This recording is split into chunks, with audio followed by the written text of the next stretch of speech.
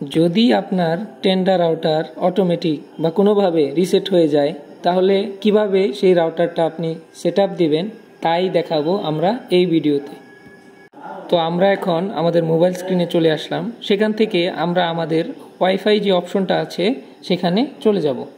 Wifi option চলে আসার পর আমরা আমাদের রাউটারটা কানেক্ট করে নেব। যেমন আমারটা হলো টেন্ডা, যে শেষেরটি যেটা দেখতে পাচ্ছেন এটা আমাদের, সেটা আমরা কানেক্ট করে নিব। কানেক্ট করার সাথে সাথে আমরা আমাদের একটা ইন্টারফেসে চলে যাব। ইন্টারফেসে যাওয়ার পরে আপনারা সবার প্রথম যে অপশনটা আছে কানেকশন টাইপ, সেটাতে আমরা ক্লিক করব।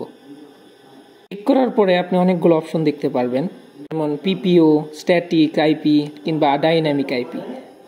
আপনাদের কি আইপি সেটা আপনাদের আইএসপি অপারেটরের কাছ থেকে জেনে নেবেন। আমাদের আইপি হচ্ছে পিপিও আইপি, তো আমরা পিপিও আইপিতে ক্লিক করব। পিপিও আইপিতে ক্লিক করার পরে আপনার ইউজার নেম এবং পাসওয়ার্ড দিতে হবে। ইউজার নেম এবং পাসওয়ার্ড আপনি আপনার আইএসপি অপারেটরের কাছ থেকে জেনে নেবেন। আমি আমার ইউজার নেম এবং পাসওয়ার্ড আমার আইএসপি অপারেটরের কাছ থেকে জেনে নিয়ে বসিয়ে দিচ্ছি। খেয়াল রাখবেন আপনার ইউজার নেম এবং পাসওয়ার্ড হুবহু একই রকম হয় যেভাবে আপনার আইএসপি অপারেটর আপনাকে দিয়েছে।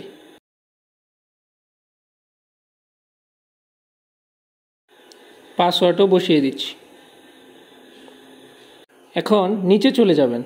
নিচে চলে যাওয়ার পর দেখবেন ওয়াইফাই নেম লেখা। ওয়াইফাই নেমের জায়গায় আপনার ওয়াইফাইয়ের নামটা লিখবেন। যেমন আমারটা টেন্ডা সামথিং কিছু লেখা আছে, আমি টেন্ডা রাখছি। অতঃপর রাউটারের পাসওয়ার্ডটা দিয়ে দেবেন। আপনার ওয়াইফাইয়ের যে পাসওয়ার্ড দিতে চান সেটা আপনি দিয়ে দেবেন। আমি আমার পাসওয়ার্ডটা দিয়ে দিচ্ছি ওয়াইফাইয়ের। দেওয়ার পরে ওকে বাটনে ক্লিক করে দেব। আমাদের রাউটার সেটআপের কাজ শেষ। এখন রাউটারটি রিবুট নিচ্ছে, তো আমরা একটু সময় দেই রাউটারটি রিবুট নেওয়ার জন্য।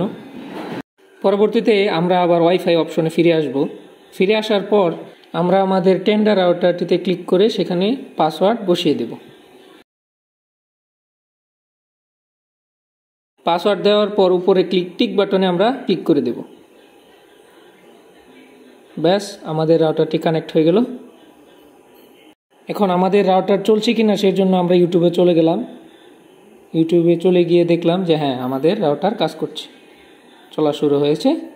তো এইভাবেই আপনি আপনার টেন্ডার রাউটারটি অটো রিসেট বা কোনোভাবে রিসেট হয়ে গেলে আপনি সেট আপ করে নিতে পারবেন। ধন্যবাদ এবি নেটওয়ার্ক ডুমবাড়ি চালার সাথে থাকার জন্য।